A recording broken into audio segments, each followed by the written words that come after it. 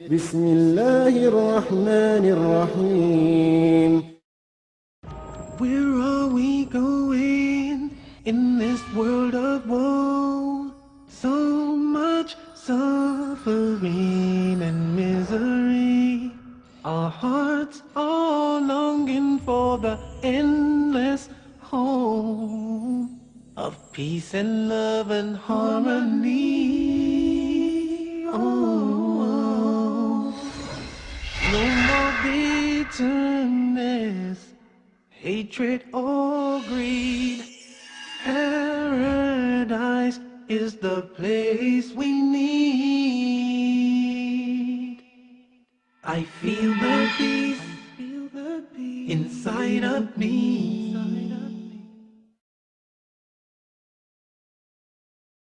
Greetings and peace. This is Dr. Lawrence Brown with another episode of Interfaith Issues, where we discuss the issues of common interest to the three Abrahamic religions of Judaism, Christianity, and Islam.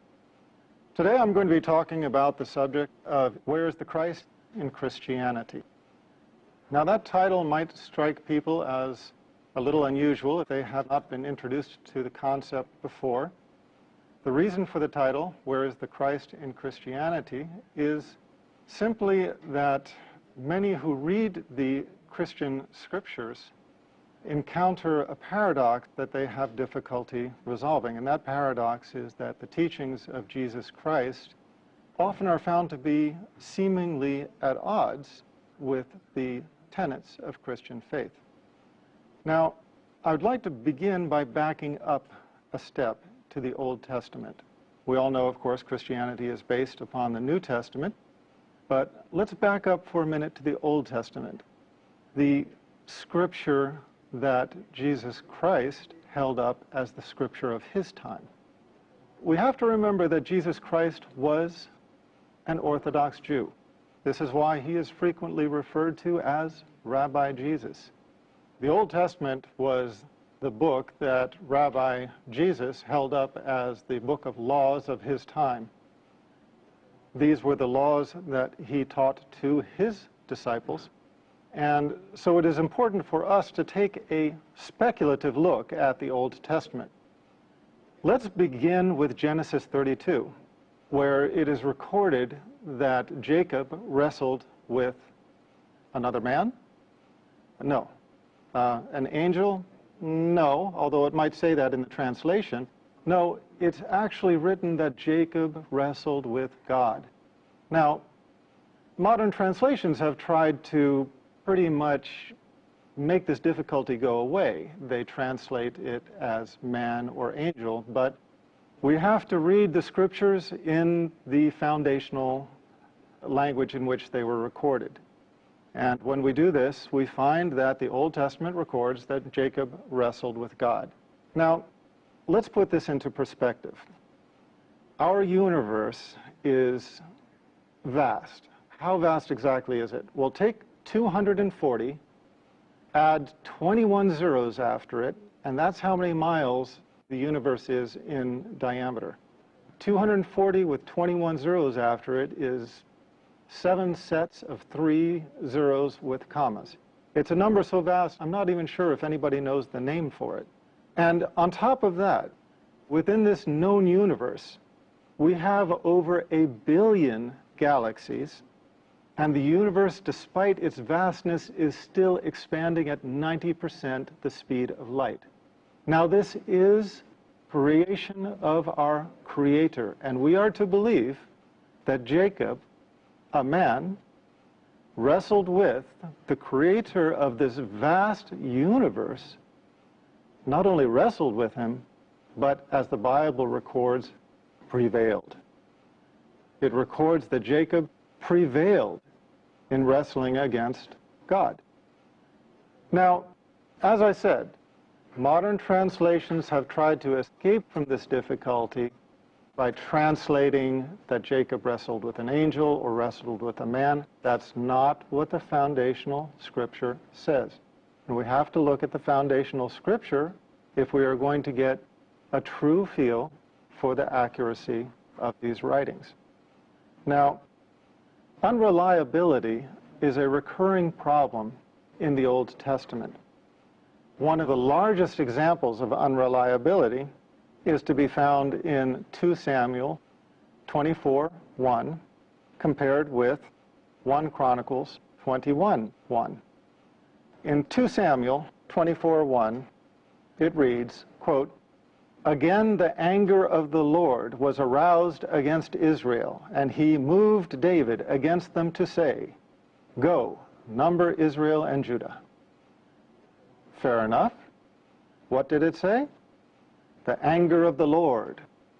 And he moved David. What does 1 Chronicles 21:1 say?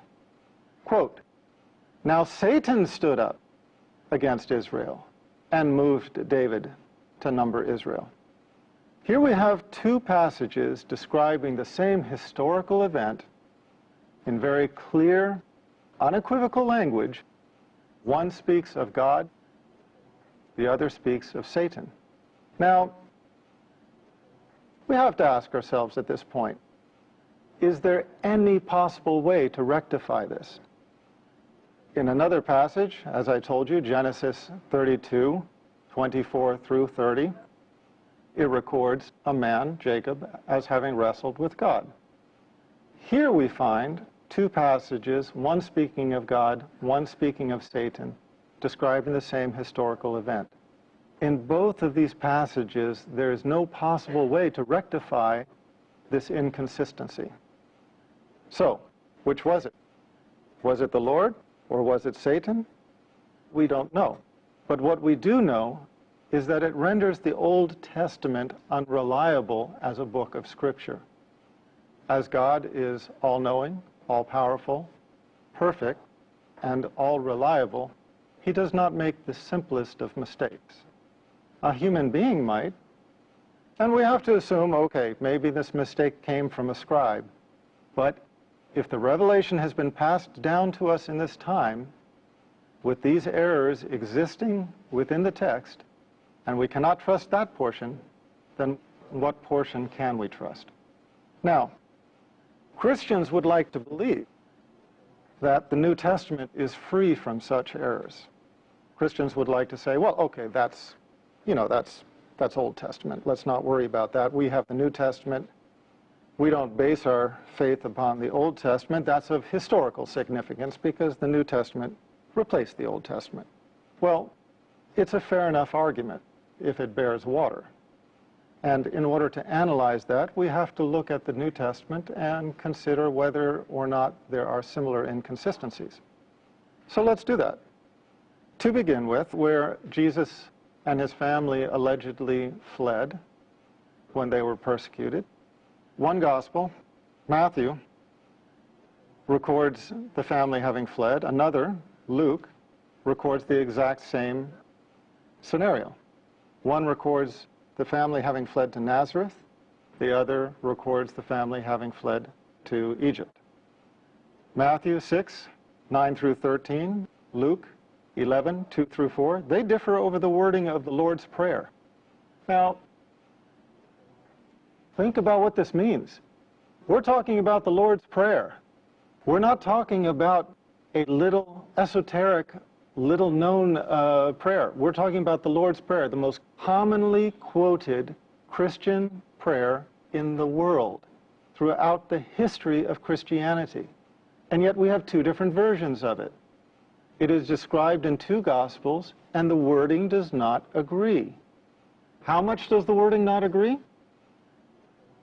Over the last several years, the Jesus Seminar has compiled over 300 fellows of the Jesus Seminar. These are leading Christian scholars who represent their various faiths. They are at the top of the academic and the theological field, and they analyze the Christian scriptures. They analyze the foundational manuscripts, not the ones that we read in our translations into whatever language. No, they analyze the manuscripts in their original language. How big is the difference between the 2 versions of the Lord's Prayer?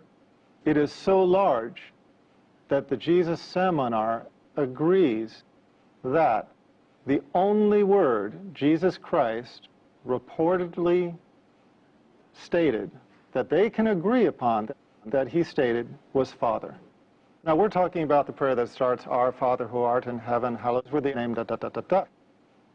But as famous as this prayer is, as much as people rely upon this prayer and think that these were the actual words of Jesus, the preeminent theologians and Christian scholars of the Jesus Seminar have concluded that the only word of the Lord's Prayer that can be definitively traced to Jesus Christ is the word Father. So this gives us some idea of the problems that exist in the New Testament as well. Matthew and John disagree over another point of critical importance. In Matthew 11:13 through 14, and chapter 17, 11 through 13, and John 1:21. These two Gospels disagree over whether John the Baptist was Elijah or not. In one case, John the Baptist described as Elijah. In another case, he is disavowed as Elijah. Again, you can't have it both ways. And in a book of God, we don't expect to find this kind of discrepancy. Now, that's enough information for all of us to chew on for a few minutes. So let's take a break, and we'll come back shortly.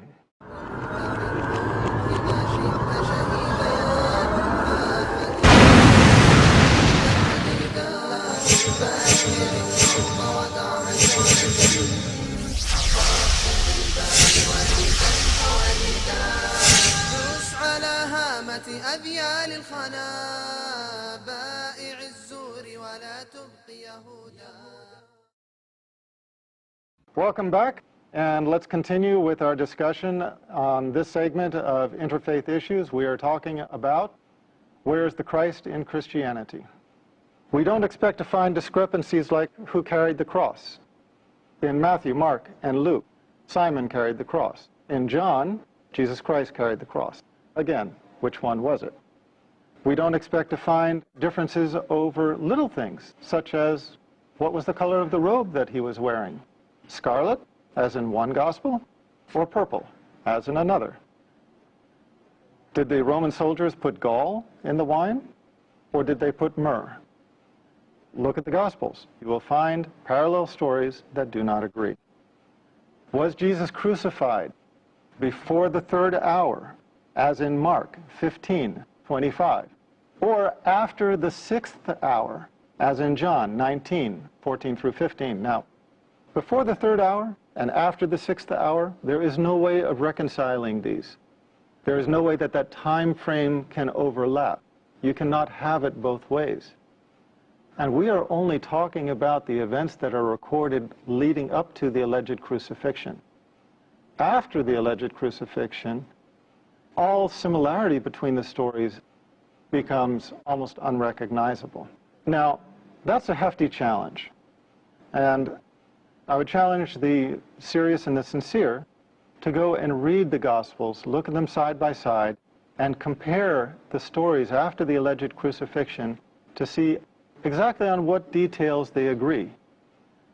One of the most important details that they do not agree on is the last words of Jesus Christ. Now, think about this.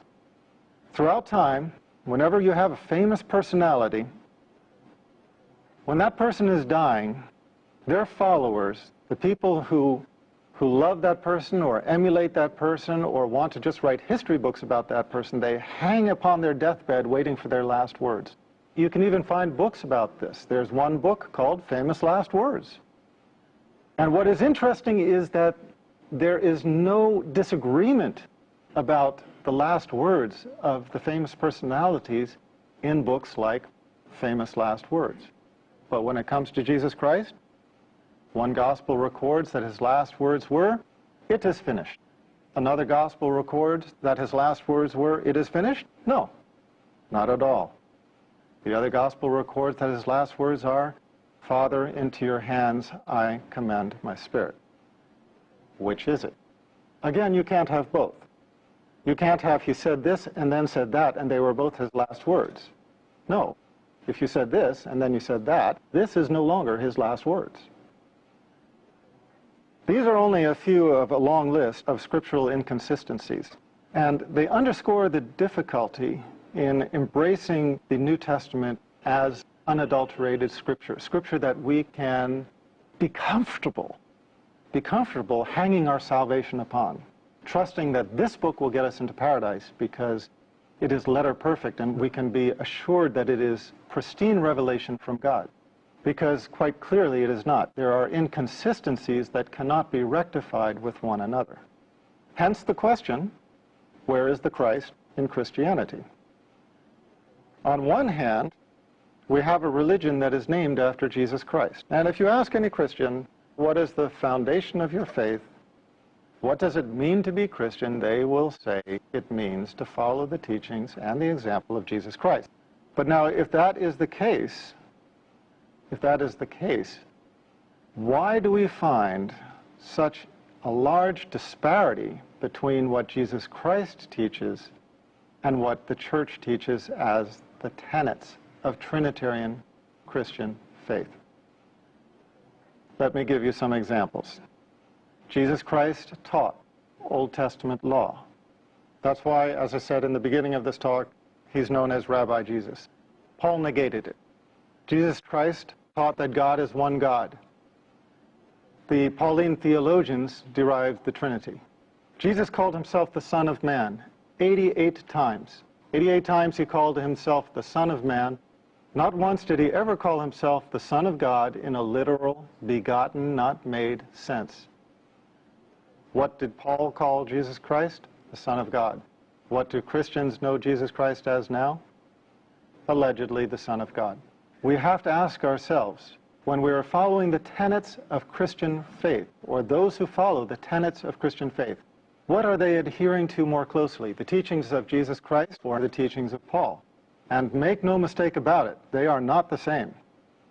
The teachings of Paul, as I just stated, in most cases are contradictory to the teachings of Jesus Christ, negating the Old Testament law, denying the unity of God, denying the direct accountability, meaning praying directly to God instead of praying to a saint or an intercessor, identifying Jesus Christ as a man and not as the Son of God. These are critical points upon which Paul and Jesus Christ were at odds. Paul was not only at odds with the teachings of Jesus Christ, but he was corrected by Jesus' disciples. It is well documented in the New Testament, the animosity between Peter and Paul, the animosity between James and Paul. So again, the title of this talk, Where is the Christ in Christianity? Because what we are finding is that what Jesus Christ taught is not the foundation of the tenets of faith encountered in Trinitarian churches of this time. Rather, the Trinitarian churches of this time are based predominantly upon the teachings of Paul. How recognizable is this? Is this something that I am seeing for the first time nobody else has seen? Is this something that has escaped the knowledge of Christian scholars? Not at all. They are well aware of it, but they are shy to talk about it. Let me read some quotes. Lehman contributes, quote, "What Paul proclaimed as Christianity was sheer heresy, which could not be based on the Jewish or Essene faith, or on the teaching of Rabbi Jesus. But, as Schoenfeld says, the Pauline heresy became the foundation of Christian orthodoxy, and the legitimate church was disowned as heretical." Was this only to be found in the writings of Lehman? No. Barty Ehrman, probably the leading scholar of biblical textual criticism alive today, speaking upon this very subject, commented, quote, "Paul's view was not universally accepted, or, one might argue, even widely accepted.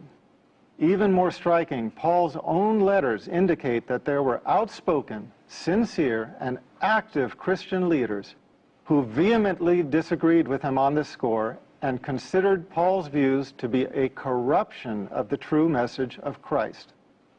One should always bear in mind that in this very letter of Galatians, Paul indicates that he confronted Peter over just such issues. He disagreed, that is, even with Jesus' closest disciple. Commenting on some of the early Christians in the pseudo-Clementine literature, Bart D. Ehrman wrote, "Paul has corrupted the true faith on a brief vision, which he has doubtless misconstrued. Paul is thus the enemy of the apostles, not the chief of them. He is outside the true faith, a heretic to be banned, not an apostle to be followed." Joel Carmichael, quote, "We are a universe away from Jesus. If Jesus came only to fulfill the law and the prophets, if he thought that not one iota, not a dot would pass from the law, that the cardinal commandment was, quote, 'Hear, O Israel, the Lord our God, the Lord is one,' and that no one was good but God, what would he have thought of Paul's handiwork? Paul's triumph meant the final obliteration of the historic Jesus." There are many others who have made similar comments. The point is that in analyzing Christianity, we have to choose who to take the teachings from. If we are choosing to take our teachings from the prophet Jesus, let's do it. Let's take from his teachings. Let's go and buy a red letter Bible that records all the words of Jesus Christ in red, and we will find everything that Jesus said very clear. You will find everything that I have spoken about in this last 20 minutes. You will find him speaking of one God. You will find him speaking of himself as the Son of Man. You will find him speaking of direct accountability. You will find him speaking of the fact that he was an ethnic prophet, etc., etc. But if you choose to follow the teachings of Paul, well, then you are welcome to follow the Pauline, Trinitarian Christianity that prevails in this time. But before you do that, I would suggest one thing. Let's take a close look at these issues I have described. Jesus Christ teaching that there is only one God, teaching that the prophets were men and sons of men, teaching direct accountability. What other religion, what other of the Abrahamic religions conveys these simple, true values? If you answered Islam, you'd be correct. Here is a religion that honors Jesus Christ as the prophet, that recognizes his humanity, recognizes the truth of the revelation that he conveyed, but at the same time recognizes the very human corruptions, whether intentional or not, that crept into that revelation over time. At the same time, Islam is a religion of Tawheed, belief in the oneness of God, as Jesus professed, and it is a religion that fulfills everything that Jesus Christ himself spoke of. If you want to learn more about this, expand your knowledge on the subject, please go to my website, www.leveltruth.com. Look at the first of my series of books, Misguided, and you can carry it further from there. For now, this is Dr. Brown concluding this issue of Interfaith Issues, and looking forward to the next time we meet on this channel. Peace, and thank you for sharing this time with me.